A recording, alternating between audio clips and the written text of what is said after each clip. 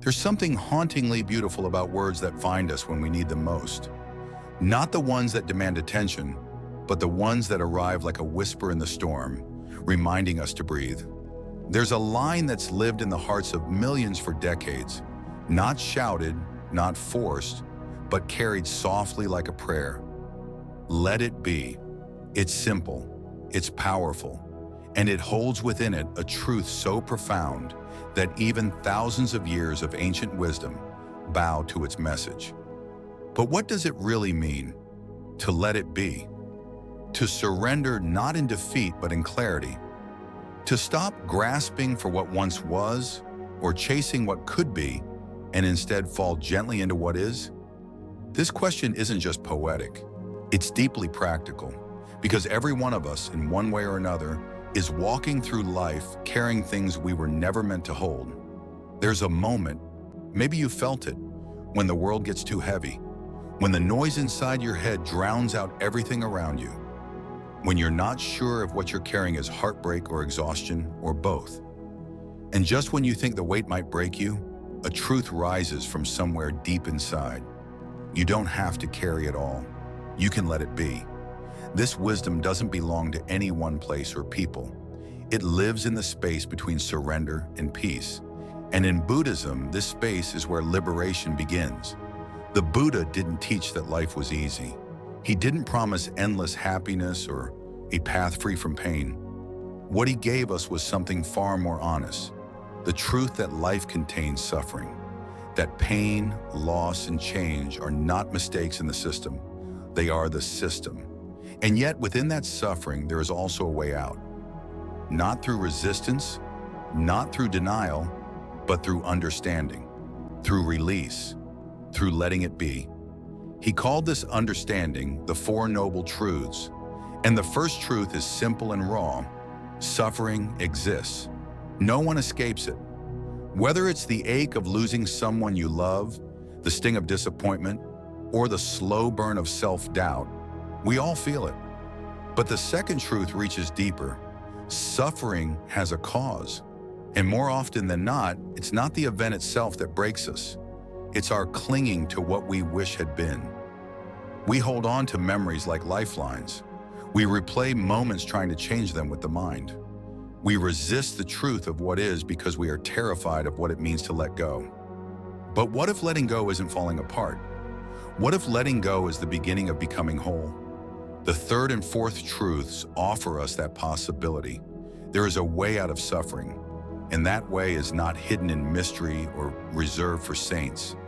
It's a path we walk with every breath we choose to take mindfully, a path of compassion, of awareness, of right action, of presence. It is called the Eightfold Path, and it begins not with a destination, but with a decision. The decision to stop resisting what is, because that's where suffering deepens. Not in the pain, but in the refusal to feel it. Not in the ending, but in our refusal to accept that it ended. Not in the present moment, but in our obsession with what should have been. You see it when someone loses a relationship they thought would last forever. The grief isn't only in the absence, it's in the tight grip around the memories, in the refusal to release the version of the future that no longer exists. You see it when dreams crumble, when illness comes, when age softens the body. The pain is real, but the suffering, that's often born in the mind, in the places where we say, this shouldn't have happened. But it did. It always does. Because nothing in this world is permanent, not even us. And that truth, though heavy, is not meant to break you. It's meant to free you. Impermanence is not a punishment. It's a promise, a reminder that what hurts now will not hurt forever. The joy is fleeting, yes, but so is pain. That change is inevitable. And in that, there is hope. Because what we resist persists, but what we allow begins to move. Like a river that flows not because it fights the current, but because it surrenders to it. Let it be isn't a call to give up. It's a call to give in to the rhythm of life that has always been guiding us, even when we couldn't hear it over the chaos in our heads. There's a story told often in Buddhist circles. Imagine you're in a dark room. You try to fight the darkness, punch it, yell at it, beg it to leave, but it remains until you stop, reach for the switch, and turn on the light. The darkness was never your enemy. It was simply the absence of clarity. And that's what recognition does.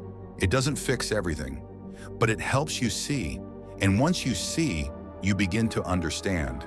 And once you understand, you begin to let go. So what does it mean to let it be? It means to sit with your sadness without turning it into a story about how broken you are. It means to allow your grief to pass through you like a wave, not to drown you, but to cleanse you. It means to look at your failures without labeling yourself a failure, to breathe through the pain without rushing to numb it, to stand in the middle of uncertainty and whisper to yourself, I don't know what happens next, but I trust that I will still be okay. It means to understand that suffering is a teacher, not a life sentence. That impermanence is not a thief, but a sculptor, shaping you through every loss, every ending, every goodbye. And it means to find peace, not in perfection, but in presence. Not in getting everything you want, but in learning to meet life exactly as it is, moment by moment. It's not easy. This path of letting go, it requires more courage than holding on. Because to let go means to feel, to be raw, to be honest, to stand in the truth of your own heart, even when it's breaking. But in that honesty, there is a strange kind of relief, a softening, a return. Because the truth is, you were never meant to carry it all. You were never meant to hold on so tightly. You were meant to move, to flow, to become. And when you finally allow yourself to do that, when you stop fighting the tide, you find something even deeper than peace. You find yourself. There's a silence that follows surrender, not the silence of defeat, but the silence of understanding. It's the kind that arrives when you've cried enough, questioned enough, fought enough. It's not loud, not triumphant. It's soft, gentle. It feels like coming home. And yet, for many of us, that silence is more terrifying than the chaos we've grown used to. Because in silence, there's no distraction. There's only you, your breath, your thoughts, your wounds, your truth. But there is something beautiful, even holy, about learning to sit with yourself in that stillness.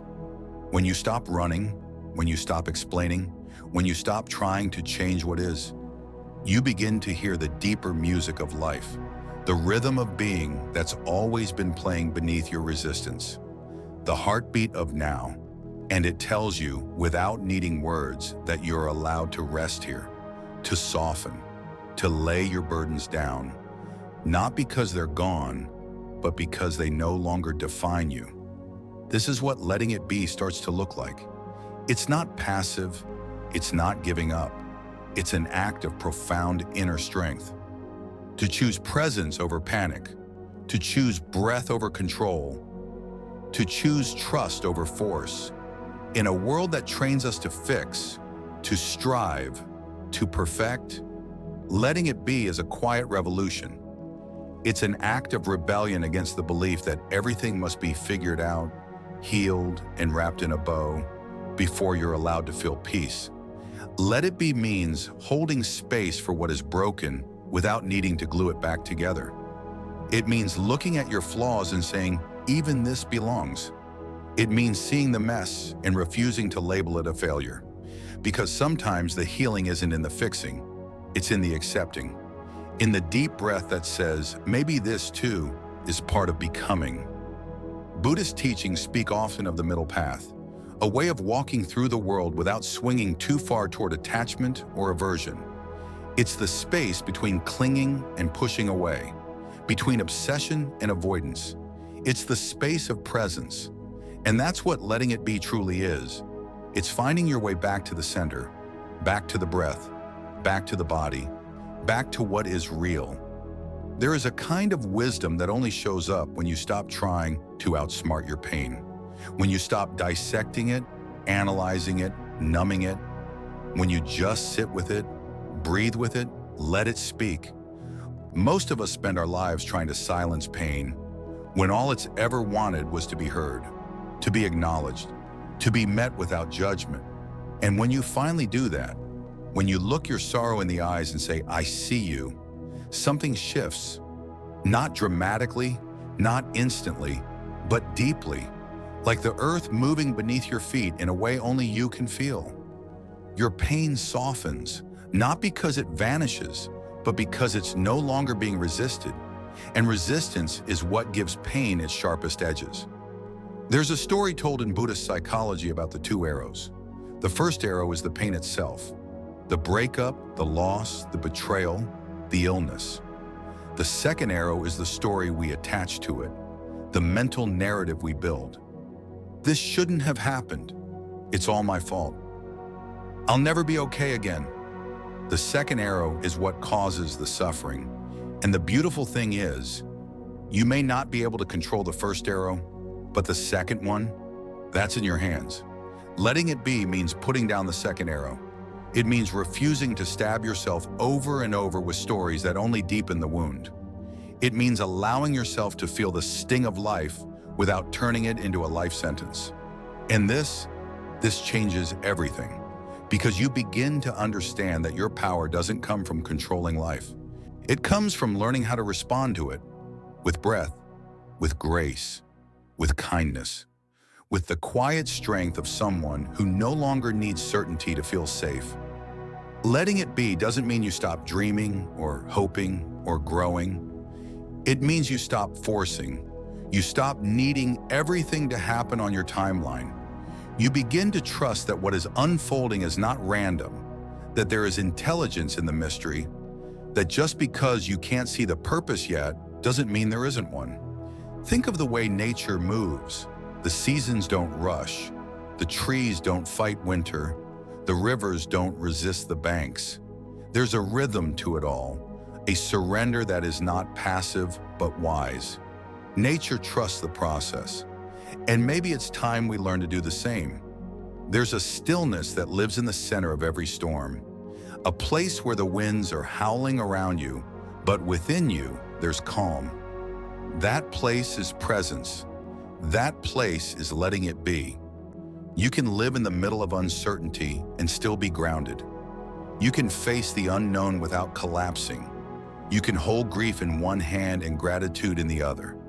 Because you are not your circumstances. You are the awareness within them, the presence that watches, that feels, that breathes.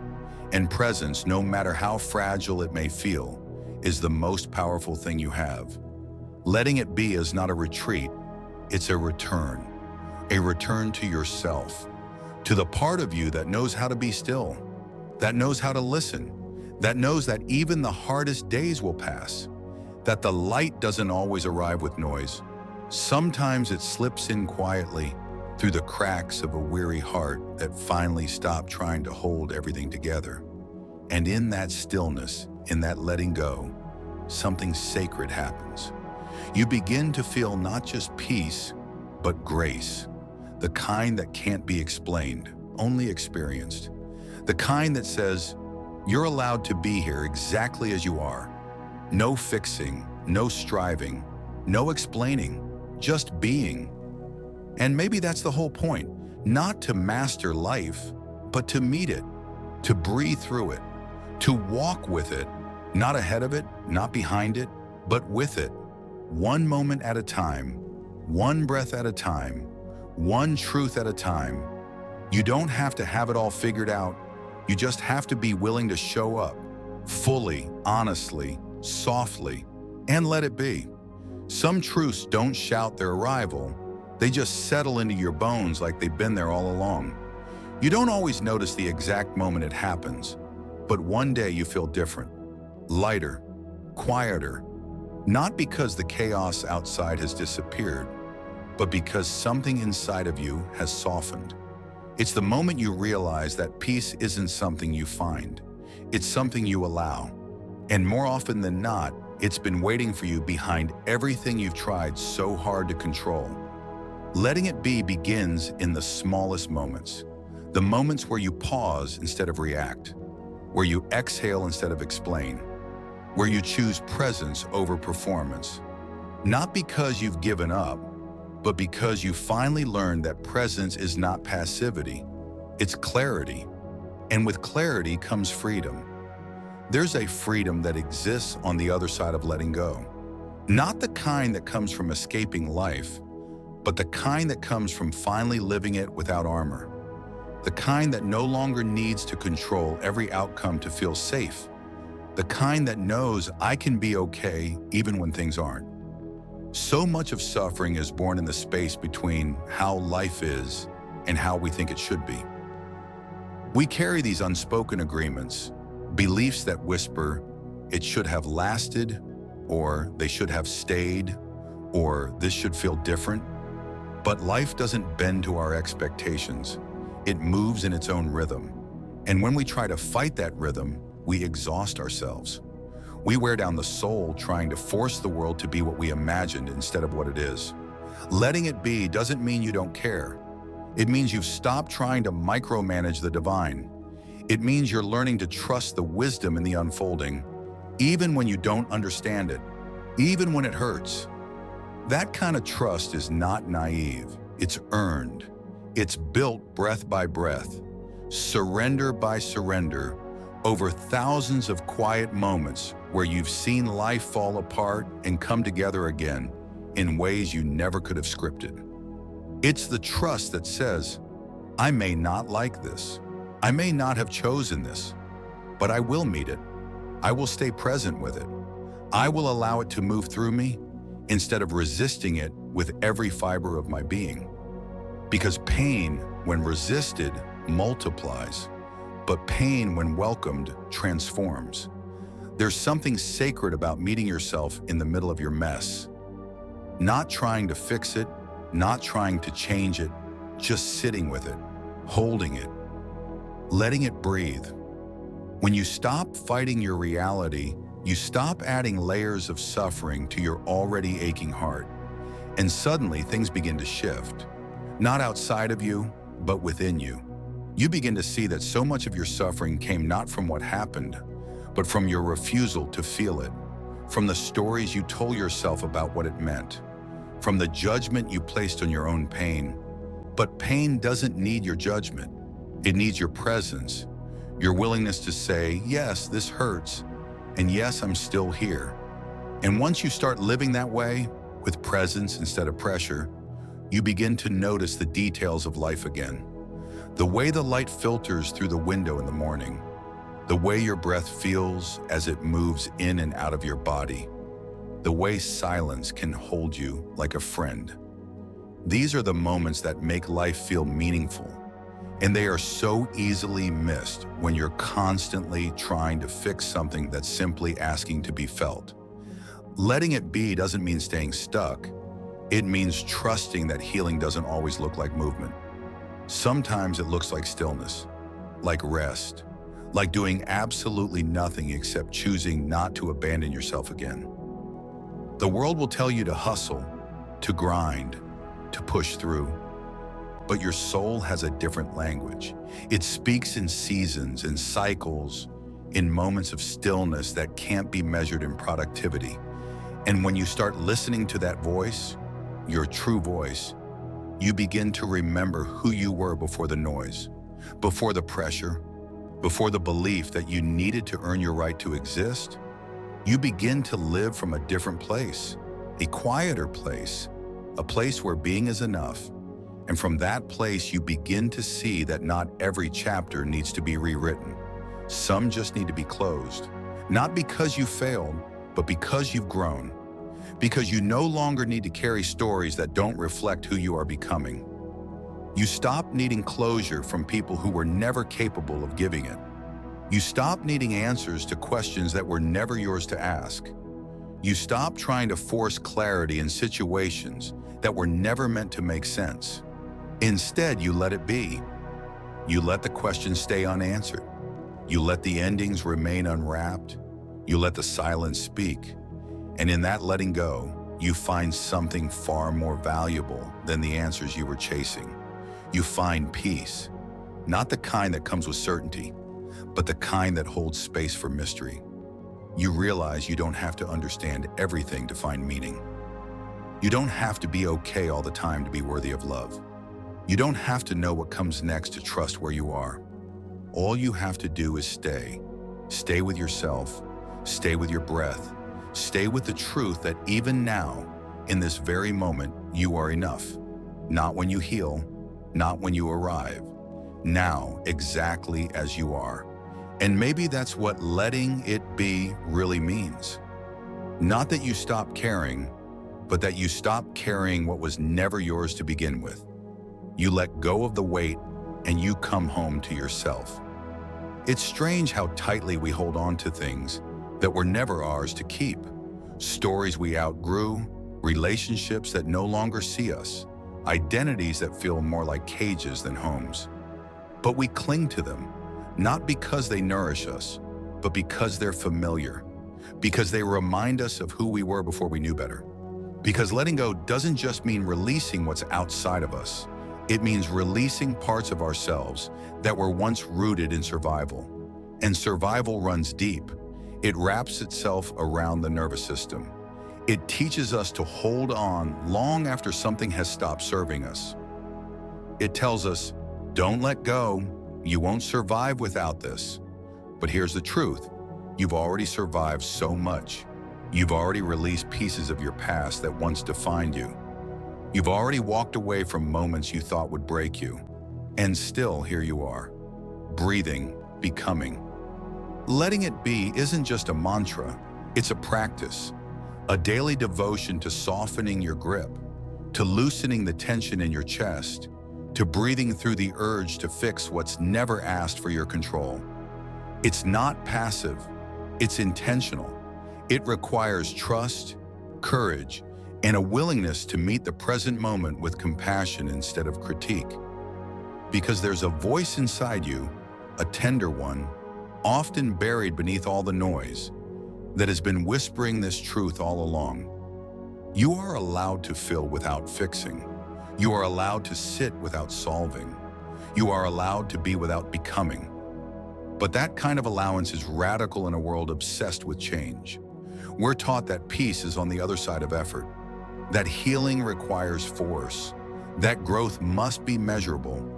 But what if peace lives not in movement, but in stillness? What if healing is less about action and more about acceptance? What if the most courageous thing you could do today is to stop trying to become someone else and instead embrace who you already are? This is what letting it be begins to feel like leaning back into the arms of the universe, even when you don't understand the plan, like trusting the unfolding, even when it's not moving at your pace, like saying to life, I may not get it, but I'm here for it. I'll meet you moment by moment without forcing you into my image of what should be. And in that meeting, you discover a new kind of strength, a quiet, unshakable kind. Not the kind that flexes or roars, but the kind that endures. The kind that says, I can be with this exactly as it is. That's not giving up. That's rising up within yourself. Because some days the most spiritual thing you can do is nothing. To sit in the middle of your mess, your ache, your longing, and simply not abandon yourself. To stop trying to rewrite the script and instead listen to it. What is this moment trying to teach me? What have I been running from? What part of me is still asking to be seen? When you ask those questions without urgency, something opens. And from that opening, truth rises, not as answers, but as presence, as peace, as clarity that has nothing to do with logic and everything to do with embodiment. This is the wisdom the mystics and monks have whispered for centuries. Everything you seek is already here, beneath your resistance, beneath your need to control, beneath the story that says you must do more, be more, fix more. There's nothing wrong with wanting to grow. Growth is natural, but growth, when forced, becomes a performance. And what your soul longs for is not performance. It's integration, a weaving together of every version of you that's existed. The tender one, the broken one, the fierce one, the one who's afraid, the one who still dares to hope. Letting it be means creating space for all of them, not picking and choosing who gets to stay, not editing the parts of you that are hard to love, but allowing all of you to take a seat at the table and trusting that nothing within you is here by accident. Even your resistance is sacred. Even your doubt is holy. Even your longing is a teacher. When you stop fighting yourself, you begin to understand that every part of you has a purpose, that even the messy parts are part of the mosaic, that your life is not meant to be clean or controlled. It's meant to be lived fully, honestly, with grace. Grace doesn't ask you to be perfect. It asks you to be present. It asks you to stay, even when it's hard, especially when it's hard, because letting it be is not about ease. It's about intimacy with yourself, with the world, with the truth that sometimes the most powerful transformation happens not when you change, but when you stop trying to. And in that stillness, life begins to speak through a quiet morning, through a deep breath, through the tears you finally let fall without shame, through the silence you no longer need to fill. You begin to notice how much beauty was waiting for you when you stopped running, when you stopped pushing, when you stopped demanding answers. You begin to see that peace was never somewhere else. It was always here, in the space between one breath and the next. And that space, that's where everything sacred lives. That's where you meet yourself again. Not the version that's striving, not the version that's perfect, but the version that's real, the version that knows deep down that life doesn't need your control. It only needs your presence. And once you give it that, you'll begin to see that letting it be isn't an end. It's a beginning, a doorway into something deeper, something freer, something that sounds like your own voice, finally singing in harmony with the rhythm of now. There comes a moment in life, not always grand or loud, but unmistakable, when something inside you quietly declares, I can't keep living like this. It's not a breakdown. It's not a collapse. It's clarity. A sacred moment when you realize that the pace you've been running, the standards you've been upholding, the image you've been protecting, it's all too heavy, too tight, too far from who you truly are. And in that moment, the question isn't, how do I fix this? It's, what if I stop trying so hard to make it all okay? Letting it be begins here, in the moment where the hustle of healing softens, where you realize you've been so busy trying to become that you've forgotten how to just be. Be human, be messy, be unknowing, be tender, be present. And being present, as simple as it sounds, becomes the most radical thing you've done in a long time. You start to notice the absurdity of the standards you've been carrying, how you were told to smile through pain, to bounce back from loss, to hold it together while everything was falling apart inside. You remember the moments where you answered, I'm fine, when what you really wanted was to say, I don't know how to do this anymore. But you kept going, because the world applauds resilience. It rewards composure. It calls emotional honesty weakness, but you're tired of pretending. And in your tiredness, something honest begins to surface. You no longer crave perfection. You crave softness. You crave space to fall apart and still be worthy. You crave the kind of peace that doesn't depend on everything going right, but on your willingness to meet what's here, even when it's uncomfortable. Especially then, letting it be isn't about settling. It's about seeing clearly what is yours to carry and what was never meant for you. Seeing the patterns that once protected you, but now keep you small. Seeing the difference between what feels true in your body and what you've been taught to believe. It's about peeling away the layers of expectation to reveal what's real underneath. And what's real often isn't pretty.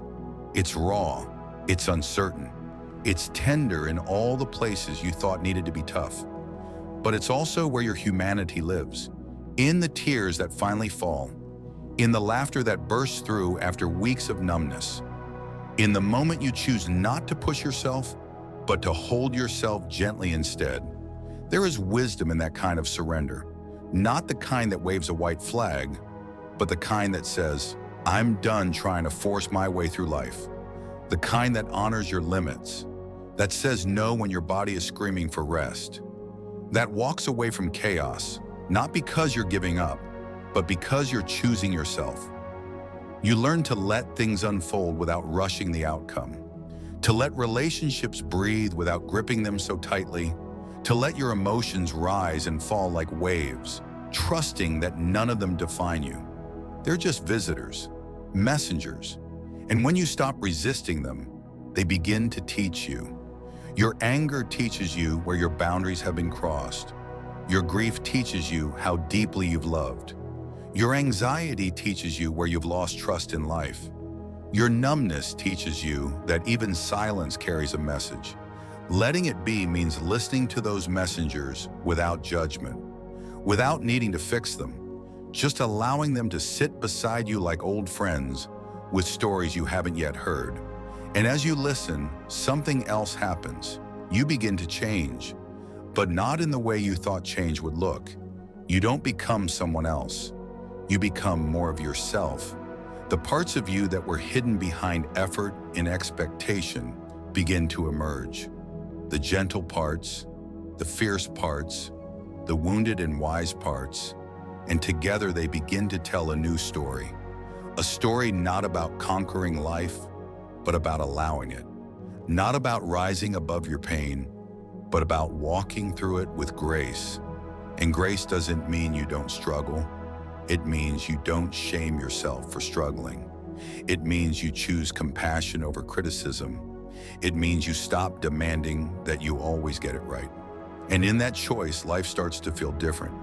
Not easier, but more honest, more spacious, more real.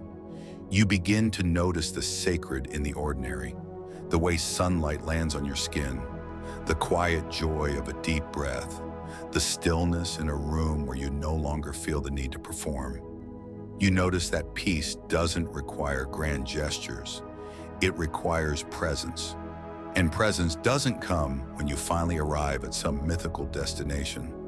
It comes when you stop running, when you sit down with yourself and say, even this version of me is worthy. And that changes everything. Because once you believe that you're worthy now, not later, not when things improve, not when you've healed, but now, you stop abandoning yourself for anyone or anything. You stop chasing love that demands you shrink. You stop chasing success that costs you your soul. You stop measuring your value in productivity and instead begin to measure it in presence, in how softly you speak to yourself, in how gently you hold your pain, in how bravely you sit with what is. Letting it be doesn't mean your story ends. It means your story gets honest. It means you stop skipping chapters just to get to the good part. It means you read every word, even the messy ones, the painful ones, the unfinished ones, with reverence. Because your life isn't a problem to solve. It's a story to honor. And the more you let it be, the more beauty you begin to see in yourself, in others, in the imperfection of it all. There is a kind of quiet you reach when the war inside you ends. Not because everything has been resolved, but because you've stopped needing to win. You've stopped needing to prove yourself to a world that never learned how to see you clearly. You've stopped needing to chase healing like a prize, as if your worth depended on your progress. Instead, you breathe, you soften, you finally allow yourself to rest. And in that rest, you realize something sacred. Peace was never outside of you. It was waiting for you to stop running. Letting it be begins to feel like this. Like standing still long enough to feel the earth hold you. Like watching a wave rise and fall without needing to control the tide. Like finally sitting with your own heart. Imagine a society shaped by these principles, not driven by fear, but by curiosity. not addicted to consumption, but rooted in care, not blinded by ego, but awakened by empathy. Einstein believed such a society was possible, but only if individuals chose it, only if each of us, in our own quiet way, decided to live not from reaction, but from reflection. He once said, "A calm and modest life brings more happiness than the pursuit of success combined with constant restlessness." That is not a quote for textbooks. It is a prescription for our time, a call to step out of the race and into reality, to redefine what success looks like, to remember that we were never meant to run endlessly. We were meant to feel, to connect, to be. In this way, his teachings are less about theory and more about rhythm, the rhythm of slowing down, the rhythm of noticing, the rhythm of living with open eyes and an open heart. And in embracing that rhythm, we begin to echo the wisdom of every sage who has ever touched the truth and turned back with a smile. Because the truth is always gentle, always simple, always whole. And so, in every moment you choose presence over distraction, you walk with Einstein. In every act of compassion, you echo the Buddha. In every breath where you let go of control and remember the wonder of being alive, you become part of that ancient, eternal lineage, not of scientists or saints, but of seekers. Seekers who know that the universe is not something outside of them, but something inside them. And that the most sacred thing you can do is not to understand it, but to live in harmony with it. Imagine standing beneath the vast expanse of the night sky, stars blinking in their ancient rhythm, the air cool and quiet. For Einstein, such moments were not just beautiful, they were essential. He once said that he needed solitude, not as an escape, but as a space to hear the deeper patterns of life. The more he learned about the universe, the more he came to appreciate that the greatest truths were never noisy. They arrived softly like starlight, and in that silence he saw that understanding and peace were not separate. They were twins, born of stillness and wonder. He was not alone in this insight. The sages, mystics, and seekers throughout history have often returned to silence as their sacred ground. The Buddha sat beneath a tree, not in argument or calculation, but in silence. He watched, he breathed, he waited, and from that silence came an awakening that still echoes today. Einstein, too, had his Bodhi moments, not in the forests of India, but in the hidden forests of thought. He came to see that silence is not the absence of answers. It is the space where answers are allowed to unfold. In today's world, this silence has become rare. We fill our minds with headlines, our hours with urgency, our hearts with the noise of wanting. But what Einstein and the Buddha invite us to remember is that silence is not emptiness. It is fullness unspoken. It is presence without the need for explanation. It is the sacred ground from which all true insight grows. Einstein once wrote that the person who can no longer pause to wonder and stand in awe is as good as dead. And in those words you hear not the voice of a scientist, but of a poet, a prophet, a man who knew that our greatest need is not more information, but more reverence. That knowledge in its truest form humbles us, that to truly see the cosmos is to bow before it, not with fear, but with love.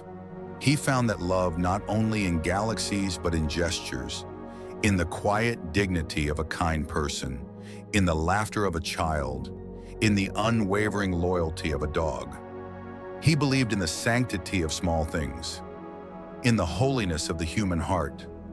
And though he often spoke of laws and theories, what lingered in his voice was tenderness. He wasn't trying to conquer the universe. He was trying to understand his place in it, and through that understanding, he found compassion. That's what makes his story so timeless. Not the brilliance of his discoveries, but the softness of his becoming. He showed us that awakening isn't just for mystics. It's for all of us, for the teacher standing before a tired classroom, for the parent washing dishes after a long day, for the stranger who holds the door a second longer. Every moment, he believed, is a chance to align with truth, not a distant, abstract truth, but the one found in kindness, in patience, in presence. He often reflected on what he called the moral compass. He believed that each person carries within them an innate sense of rightness, not dictated by religion or law, but by clarity.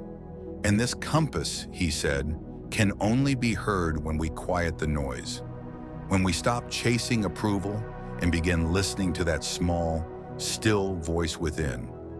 This is the same compass the Buddha spoke of when he urged his followers not to believe something simply because he said it, but to test it against their own experience. To walk the path not blindly, zrenya, but mindfully. And in this way, both men remind us of a profound truth, that the universe doesn't ask for belief, it invites attention. That the sacred is not a place or a creed, but a way of seeing, of noticing the miracle in the mundane, of recognizing that every breath, every moment, every life is woven into something vast, intelligent, and ultimately loving. Einstein came to see love as a force, not just an emotion, but a fundamental expression of reality. He once wrote that if he had to describe the universe in one word, it would be love. Not sentimental love, not possessive love, but the love that connects and includes, the love that sees no other, the love that underlies all creation. This was not a scientific conclusion. It was a human realization, and it came not through equations, but through living. He looked at the pain in the world and didn't turn away. He saw war, division, inequality, and he named them for what they were, symptoms of disconnection, and again, he returned to the same prescription: compassion, not as charity, but as clarity. Because once you see that nothing exists independently, harming another becomes unthinkable. Once you feel the truth of inner being, generosity is no longer virtue, it's sanity. This is where his life becomes not just instructive, but transformative. He didn't give us rules. He gave us a mirror. And in that mirror, we're invited to see ourselves not as isolated beings, but as integral notes in a cosmic symphony. What we think, what we feel, what we do, it matters, it ripples, it reaches. Just like the flutter of a butterfly's wings, our choices echo across the web of life. And so, the question he leaves us with is not what do you know, but how do you live? Not what have you built, but what have you loved? Not how high have you climbed, but how deep have you seen? This is not just Einstein's story, it is humanity's story. It is the story of waking up from illusion, of remembering who we are, of recognizing that intelligence without compassion is hollow, and compassion without understanding is fragile. Only when the two walk together, like breath and body, like light and time, do we truly begin to evolve. In his quiet way, he lived this truth. In every letter he wrote with care, in every question he asked with humility, in every truth he spoke with courage. He didn't claim enlightenment, but he lived aligned with the rhythm of the stars, with the breath of the earth, with the silent whisper of the heart. And in doing so, he lit a path for all of us, not a path of perfection, but of presence, not a path of escape, but of embrace. It's often said that when someone truly understands the universe, they become quieter, gentler. The sharp edges of certainty dissolve, and in their place, a tenderness emerges, a reverence for mystery, a patience with unknowing, a deep kindness for everything that lives. This is the kind of presence Albert Einstein carried in the final chapters of his life, not because he had solved the grand equation of existence, but because he had let go of the need to. He no longer chased answers the way he once had. Instead, he listened to the wind rustling the trees outside his home, to the letters from strangers who poured their hearts out to him, to the sound of his own breath in the still moments of solitude. There was a grace to his later years that no award or theory could explain, a quiet knowing that everything he had searched for in the stars had been, in some way, within him all along. He had become less interested in being right and more devoted to being real. And what's more real than love, than simplicity, than presence? Einstein once wrote, "Peace cannot be kept by force, it can only be achieved by understanding." He wasn't just speaking about nations, he was speaking about hearts, about how we treat ourselves, about how we soften in the face of pain, how we hold others in their moments of fear, how we meet conflict not with domination, but with compassion. This is not weakness, it's wisdom. And it is the same wisdom echoed in the Buddha's gentle voice, centuries earlier, under the shade of a tree, offering silence as a balm and mindfulness as a way forward. Both men, in their own way, saw clearly that the core of human suffering is the illusion of separation, and both knew that the first step toward healing is to remember that we are not alone. Einstein saw it in physics, in the dance between particles that could not be untangled from one another, in the strange truth that space and time are not containers, but relationships. That reality, at its most essential level, is not built on things, but on connections, on fields of possibility, on presence. The Buddha saw it in consciousness, in the way the mind clings to identity, to permanence, to control, in how liberation comes not through acquiring more, but through letting go of attachments, of illusions, of the need to be separate or special.